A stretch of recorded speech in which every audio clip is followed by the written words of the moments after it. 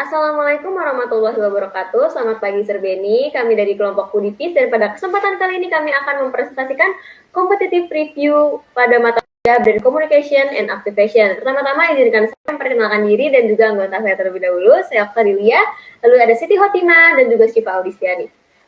Oke, jadi kita masuk ke profil dari Pudipis sendiri. Nah, jadi Pudipis itu dapat diartikan sebagai puding yang membawa ketenangan. Nah, logo dari Pudipis ini berupa karakter puding dengan warna pastel. Produk utama dari Pudipis sendiri itu merupakan puding. Nah, jadi Pudipis ini memiliki tagline yang berupa Little Piece in Every Pudding.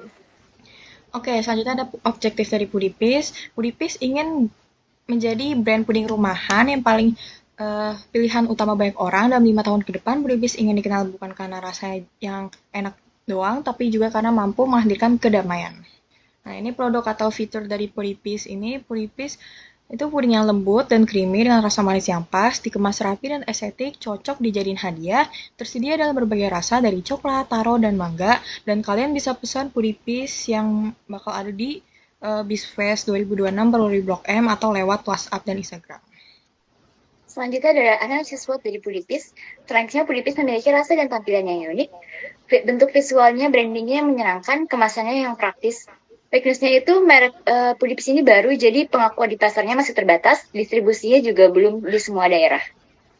Selanjutnya ada opportunity-nya, ini tuh meningkatkan tren di kalangan konsumen, bentuk yang tidak pasaran dan dapat menarik daya beli konsumen. Ancamannya itu persaingan yang ketat yang sudah dikenal tuh kayak si Puyo dan Wong Koko, dan perubahan referensi pada masyarakat. Oke, selanjutnya ada buyer persona. Yang pertama itu demografis. Kami itu menargetkan umur dari 17 sampai 45 tahun. Di lokasinya itu sendiri di Kota Bekasi Utara dan sekitarnya. Untuk kelasnya itu B atau sedang. Untuk pendidikannya itu anak-anak kuliahan, pelajar sampai pekerja muda.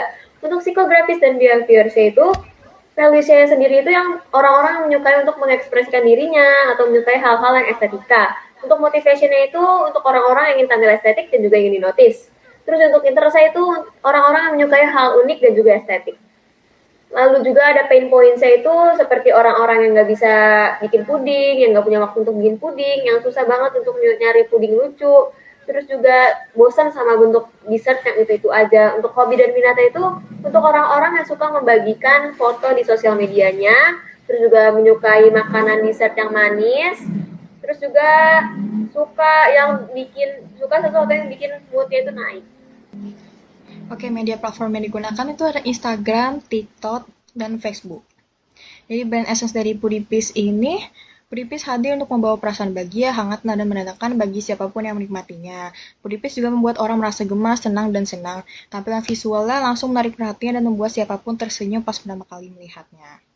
Bayangin kamu lagi capek banget sibuk seharian terus nemu puding yang imut banget ada bentuk lychee di atasnya, itu namanya Pudipis. Rasanya manis, lembut, dan ringan di mulut. Pudipis emang dibuat jadi teman di tengah sibukan biar kamu bisa ngerasa tenang dan bahagia walaupun cuma sebentar.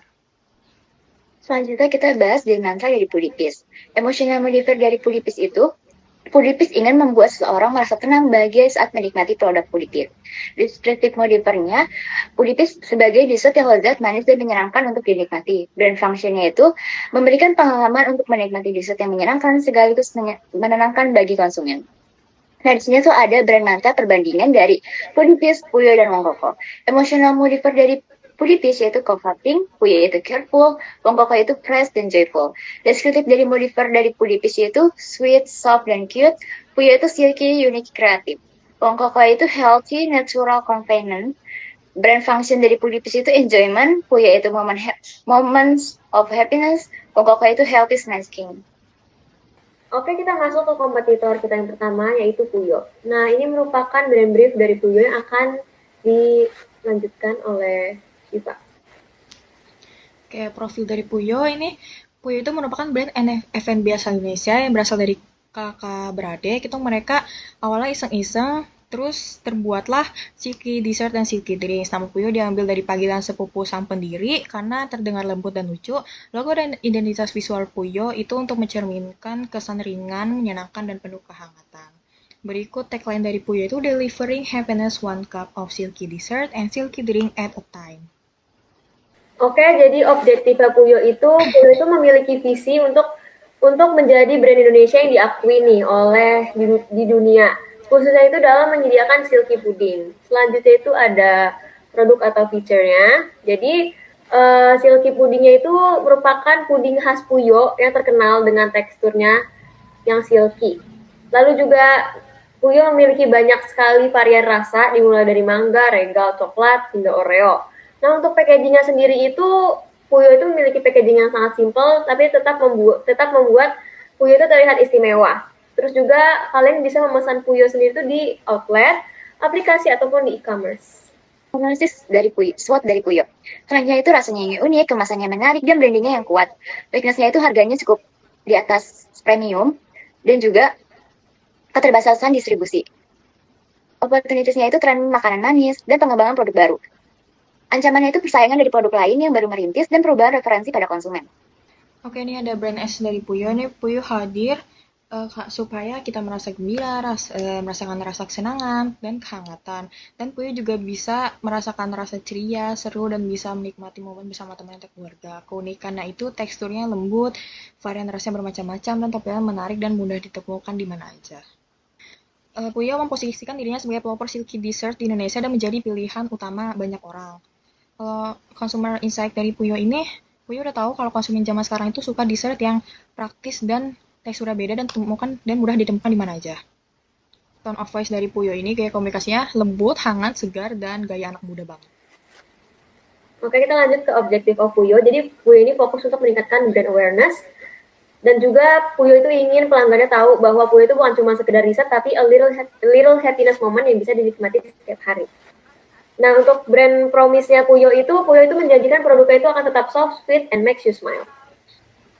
Target audiens dari Puyo yaitu wanita dan pria di usia 20-25 tahun yang sudah menikah dan memiliki anak.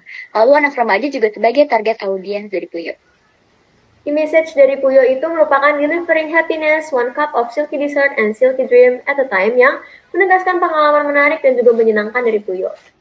Kita masuk ke reason to believe of Puyo. Puyo itu dipercaya karena berasal dari resep keluarga yang diolah dengan bahan berkualitas dan inovasi untuk memastikan tekstur puding yang silky, unik, dan lembut. Selanjutnya, reason to buy of Puyo. Nah, Puyo ini memiliki varian rasa yang kekinian dan unik dan harga sangat terjangkau. Dan aman dikonsumsi karena memiliki gizi yang jelas dan bahan yang terjamin dan kualitasnya. Puyo juga selalu aktif mengikuti tren dan menghadirkan menu baru di media sosial. USP dari Puyo. Puyo bukan hanya sekedar puding, tetapi dessert yang memiliki tekstur yang lembut dan khas.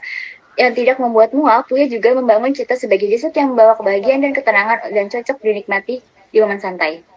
Baik, demikian presentasi yang dapat kelompok Pudipis sampaikan. Terima kasih.